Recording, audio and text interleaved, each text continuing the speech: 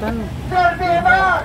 Palakpakan po natin ang ating vloggers na DMR! Hello. Ayan, magandang umaga sa inyo lahat mga kababayan. Ano? Alam nyo, dito sa pangyayari ngayon sa ating bansa, isa ka lang talagang mag-hit kung hindi mo mararamdaman ang kalungkutan. Lalo na dun sa lagi po tayong kasama ni PRRD sa lahat po ng kanyang mga lakad, sa kanya pong mga pagbabalita, sa kanya pong mamamalasakit sa ating bansa. Marami po tayong mga naririnig na kay PRRD.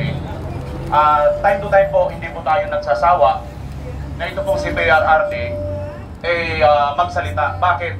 Lagi pong may bago.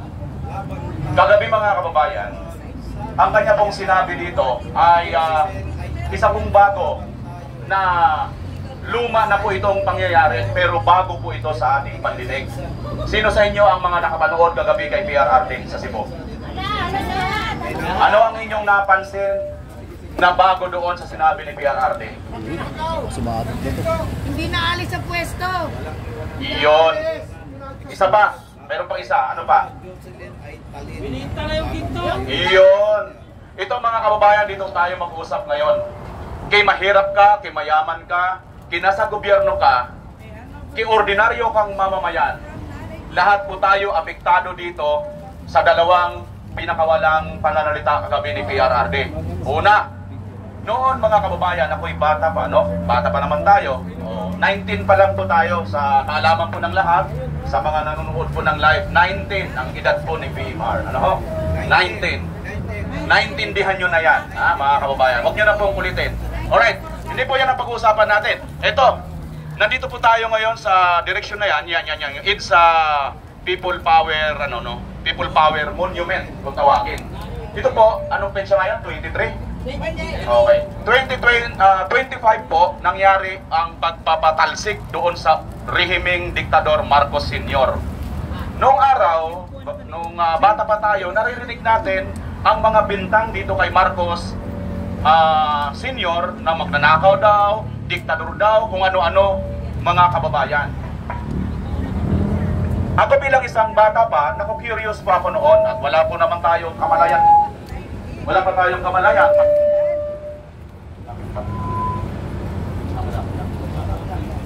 Wala pa tayong kamalayan tungkol nga po sa nangyari sa nagdaan. Dahil di po natin nanabutan ang panunungkulan ng senyor. Alam nyo, simple lang pala mga kababayan. Malalaman po natin kung ano po ang mga sinasabi nila, kung totoo o hindi. Dito po ngayon, nagre-reflect sa kanyang anak.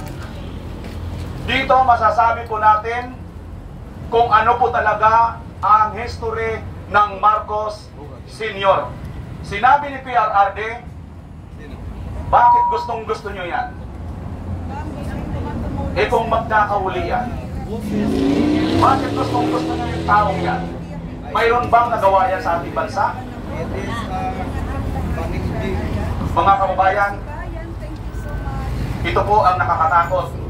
Dahil alam po nila na si Inday Sara Duterte ay wala pong talo pagdating sa 2028 at sigurado na po magiging pangulo ng ating bansa. Ngayon pa lang, pilit na po nilang pinagkakaisahan para pilayan para hindi po makaupo bilang pangulo. Kitang-kita naman po ito ng buong mundo, hindi lang ng mga Pilipino. Ngayon, yan po ang realidad sa ating bansa at yan po ang mga issue na dapat po natin malaman at dapat po natin ipagsigawan sa buong mundo. Kasi Huda, nakaunti lang po tayo nandito. Huwag po kayo malungkot mga kabayan. Dahil nakaunti man lang po tayo na nandito, hindi po tayo nandito para sa ayuda.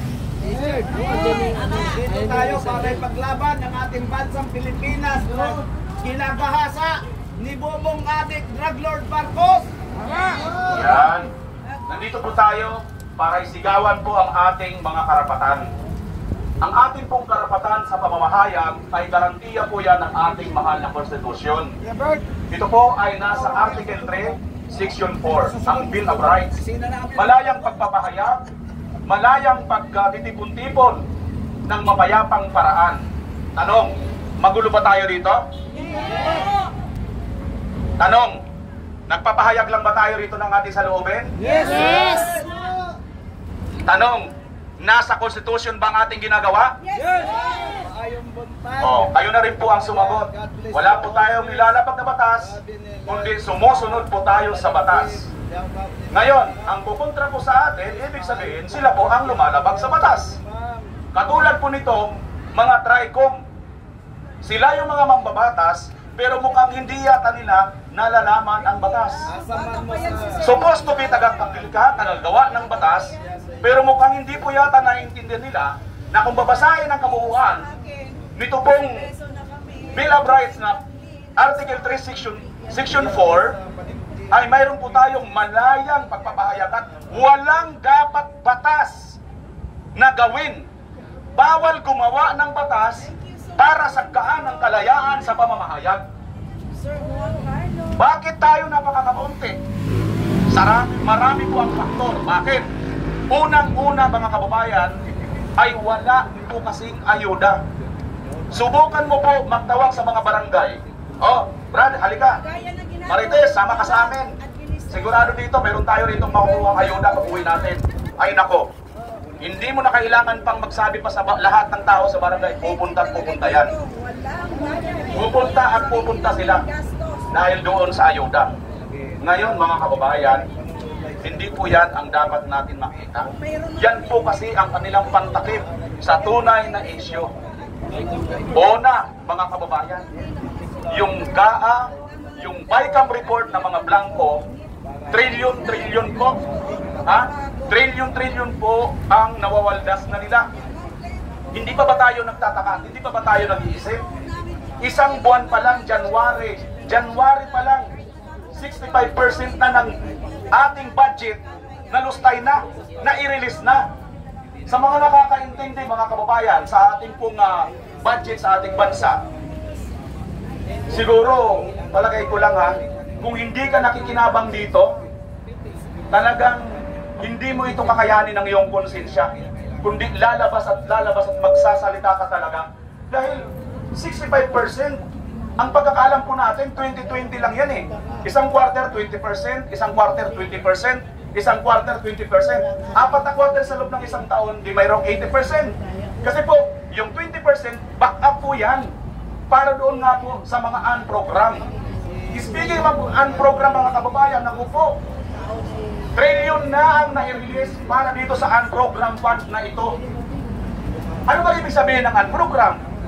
Ibig sabihin, hindi nakaprograma. Bakit? Nauna na itong nailabas kaysa doon sa mga nakaprograma.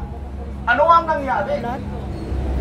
Itong mga ito, mga kababayan, ang grabe pong mga issue na dapat po natin maintindihan. Kahit mag-isa ka lang, sumigaw ka sa kawalan. Kung tama at maayos ang inyong paninindigan at prinsipyo, go ahead. Wala po tayong dapat ikatakot. Wala po tayong dapat ikahiya. Ang dapat mahiya, ang mga gumagawa ng kalukuhan na ito. Ang kalukuhan, speaking of kalukuhan mga kababayan, isa sa binulgar ni PRRD, ang pagbebenta ng gold reserve ng Pilipinas. Yun ang mabigat doon. Nasaan ang pinagbentahan nito? Sino ang pinagbintahang bansa? Nasaan ang mga resebo nito? Bakit bilyon-bilyon na halaga hindi po pinapaalam sa mga tao? Nasa Dubai. Nasa Dubai. Amerika. Yan po ang mga tunay na issue sa ating bansa. Mga kababayan, hindi lang po yan. Ang krimen po, lalo na po itong pagsisinggot ng illegal na pulburon. Rampant na po makikita natin sa mga Facebook, mga social media.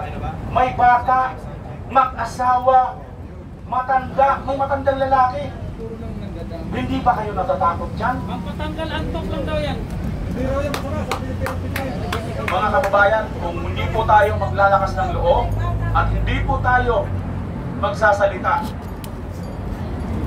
magiging kalakip po tayo ng kasalanang ginagawa nila.